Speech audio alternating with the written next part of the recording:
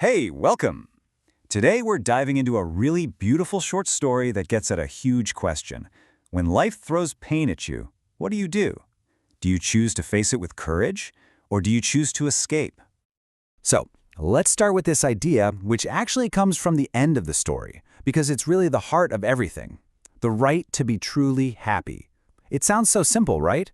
But what this story shows us is that getting to that real happiness, well, it takes a special kind of bravery. All right, let's meet our main character. He's a curious kid named Tom, and he lives in one of those villages where everything just feels a little bit magical, you know? Starry nights, animals that seem to whisper secrets. Now, Tom isn't just a typical kid playing around. He's on a quest that I think every single one of us can relate to. He wants to understand the big feelings, why there's pain, and what the secret to joy really is. It's the human journey in a nutshell. And this is where it all kicks off. You know how it is in great stories. A simple walk in the woods turns into something so much bigger. He literally stumbles upon a crossroads that's going to change his life. So, this moment right here, this is the core of the whole story. It's not really about two dirt paths in a forest. It's a huge metaphor for that choice we all have to make, sometimes every single day.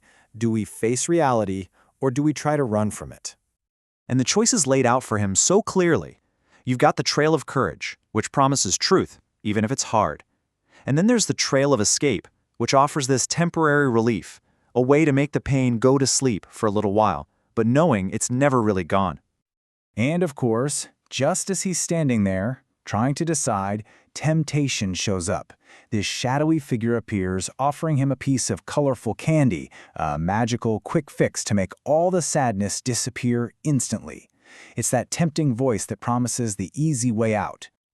But then, another voice cuts through. It's a little blue light in his heart. It's his conscience, and it offers a totally different, much deeper kind of wisdom. It says, hey, real magic isn't about making pain disappear. It's about actually healing it. And this is the light bulb moment that changes everything. His conscience hits him with this incredible truth. When you run from your pain, what you're really doing is running from yourself. And with that, his mind is made up. He chooses courage. So Tom takes a deep breath and steps onto the trail of courage. And the first thing he learns is a lesson that is just so important. The brave path doesn't have to be a lonely one. He almost immediately finds friends, and each one represents a different tool we all have for getting through tough times. There's Luna, who represents our connection with nature. Tiago, who shows us how creativity can turn sadness into something beautiful. And then there's Good Vibes, this little puppy who is all about intuition and emotional smarts. But this is the trail of courage, so it's not going to be a walk in the park. Together, the group has to face these incredible challenges, the monsters of sadness, the mirrors of solitude, the guards of fear. I mean, these are basically just names for the inner demons we all deal with, right? So that's the big question, isn't it? When you're up against monsters and guards and all this scary stuff, how does a small group like this even begin to fight back? And the answer is it's perfect. It gets to the very soul of the story. They don't fight back with swords or anger. Their weapons are hugs, laughter, and honest questions. They meet these terrifying things not with aggression, but with love and genuine curiosity. So all of this, walking this path, facing these fears with his friends, it all leads Tom to this one central revelation, the ultimate lesson he learns on his journey. And here it is, the big takeaway from the entire story. Tom finally understands that pain isn't something you're supposed to shove into a box and hide. It's something that needs to be met with compassion, with love, if you ever want it to truly heal. Which, brings us all the way back to that trail of escape he didn't take. The story has this really powerful warning about it. It calls that path the path of drugs or any other escape, a prison disguised as a party. It looks like fun, it promises freedom, but really, it's just a trap. So, what happens when the hero finishes his quest? He doesn't just keep the wisdom for himself. He comes back home to share what he's learned and completely transforms his community.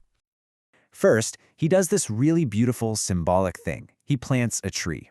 And that tree stands for all the new life and understanding that can grow when we have the courage to face our difficult feelings head-on. It's a living monument to his journey. And from that one little seed of wisdom, a whole new kind of school is created. And just look at what they're teaching. This is basically a roadmap for emotional intelligence. How to feel your feelings without getting overwhelmed by them. How to let yourself be sad without drowning in it. How to live your life openly without hiding. Amazing! And this brings us completely full circle. Remember that quote from the very beginning? Every child has the right to be truly happy? Well, this is the catch. This is the how.